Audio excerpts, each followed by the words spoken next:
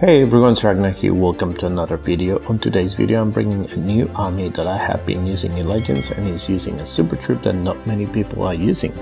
I'm using the Super Valkyrie, and its ability is that it drops a rage when killed. And which troop benefits most from rages than the Yetis? So I decided to merge them and bring this Yeti Valk smash. The core of the army is 4 healers, 5 Yetis and 5 Valks. The giant and the witch are useful when you use the siege barracks. With this army, you can change the siege machine between the blimp and the siege barracks depending on the value that you can get. Spells, I have 3 rages, 2 jumps, 2 freezes and a poison. And now let me show you some of the replays. The first is from our current CWL. So let's go and watch the attack. Okay, so here's my first attack against Cherry BZE from Brazilian Effect.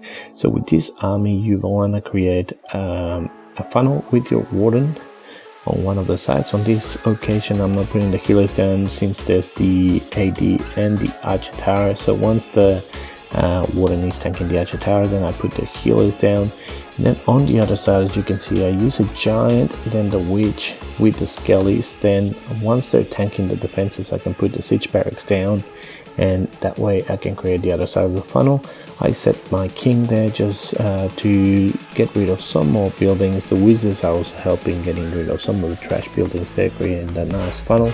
Now that I'm happy with the way that it's looking, I just send the Yetis with the valks. They don't have anywhere else to go but inside into the town hall. Now that they go into the town hall and they're hitting it, I use the warning ability, I put the poison down for the super minions, and I have a jump there to make sure that they go into the center of the base. I've got 2 jumps, so on this occasion, even though the wall is open where the second jump is, I did want to connect the eagle compartment as well, just in case some of my troops do go down there, so that they can get rid of the king and the eagle a lot sooner. But I'm not banking on that, so that's why I'm sending the royal champion there as well, just to get rid of that eagle.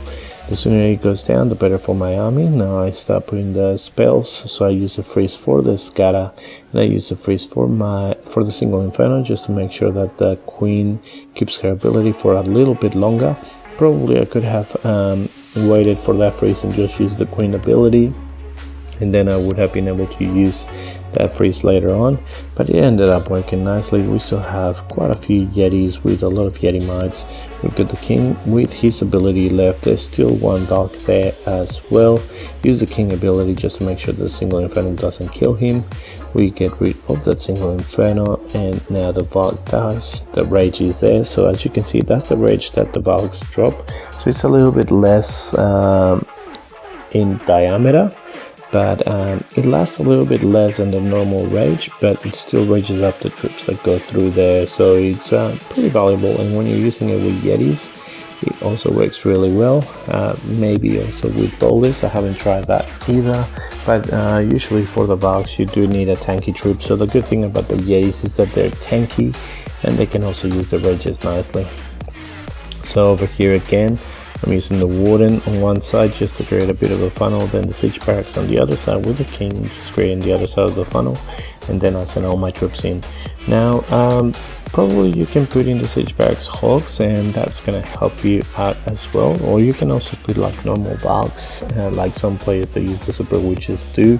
That could also help as well. I usually just bring the 2 Yetis just in case that I need to use a blimp. Then the Yeti blimp is a safe bet to either get a tank hole that is in the center of the base, or just to create a bit of a funnel, or whatever the case may be, that you need that blimp more than the siege barracks. On this occasion, all of my troops are still going around, but we've got a couple of Yetis at 3 o'clock. We've got the queen and the royal champion getting rid of the expo, so I decided to put that rage for my royal champion, just to try to get rid of the eagle nice and quick.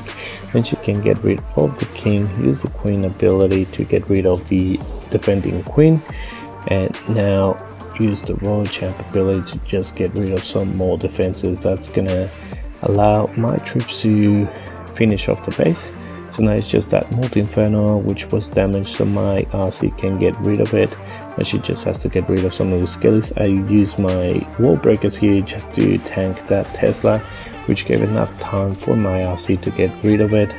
We still have like 4 Yetis left, so it wouldn't have mattered, but I think I was running low on time, so this is another triple I got with the Valks.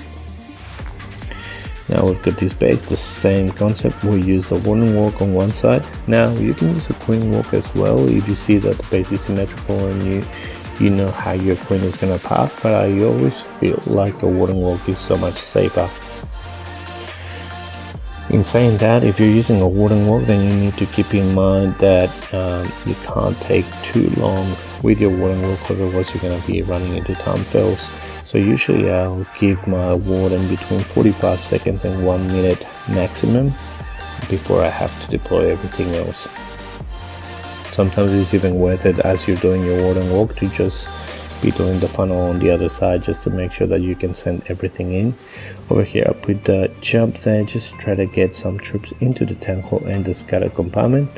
And I've got my queen getting rid of the eagle. Now there's no more troops in the scatter compartment, but I send my RC from the top just to help the queen. Now they're gonna be able to be moving around in a clockwise formation around the base. I put a couple of wizards there just to help clear some of the trash buildings there, and just to make sure that that my Yetis and everything in that area gets cleared. My queen ends up taking that jump, so she goes in and gets rid of both of the scatters. I freeze the king, the bomb tower and the whiz tower just to give my queen a little bit more time. Now she goes onto the tornado trap, so she starts spinning a little bit. I did put the jump there just so that they could go into that single inferno compartment a little bit earlier. Probably I could have used the freeze in the single inferno, I really don't know, but I thought that it was better value just to give it for my queen, as if she stays alive she can get rid of the rest of the base just by herself. So as you can see, she stayed alive, she goes around, gets rid of the archer tower, and this base was triple.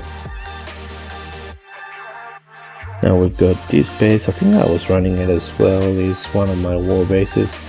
And I used the warden at 12 just to, my idea is to get rid of the eagle. So usually when you do the warden walk, just kind of have an idea of what's the defense that you really want to get before you send the rest of your army in, and try to think, is it really possible to get rid of it within a minute? And if the answer is yes, then definitely go for it. But if it's gonna take you like 2 minutes to reach the defense, then don't do it. Or if it's gonna take like 3 rages for your warden to get it, then don't do it. But over here we got rid of the eagle, we have the siege barracks and the king on the other side, and then now we send all our Yetis and the Valks. I usually like sending the Valks in a bit of an angle just to make sure that they do go where I want them to go.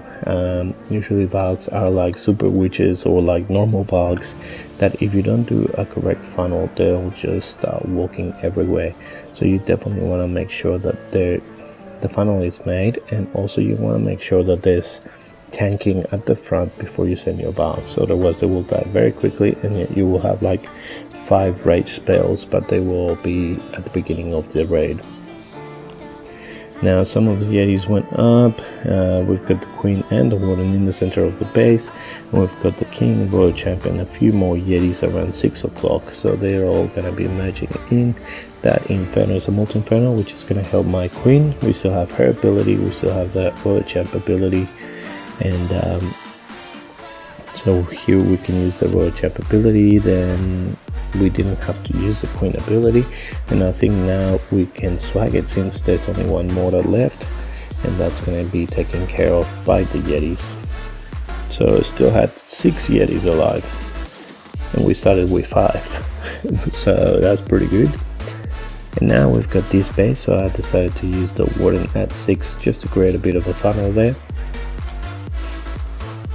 So my idea with the warden here was just to get rid of that wizard tower and the barracks, just to make sure that nothing walks towards the left.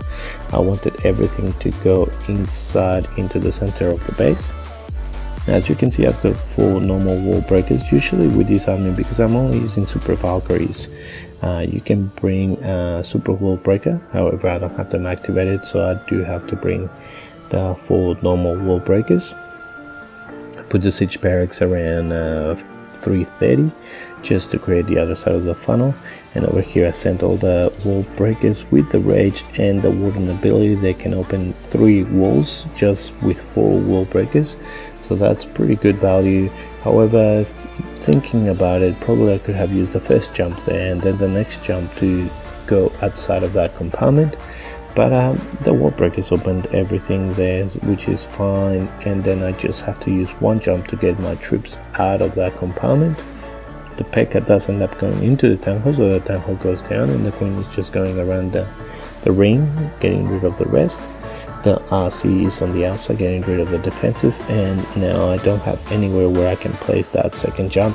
And that's what I was saying, in hindsight, probably instead of the wall breakers I could have put the jump there and the second jump where I put the first jump. Still end up working, so that's alright. And that's the thing, like with this army, that's why I bring 2 jumps, just to make sure that they go through the base quickly.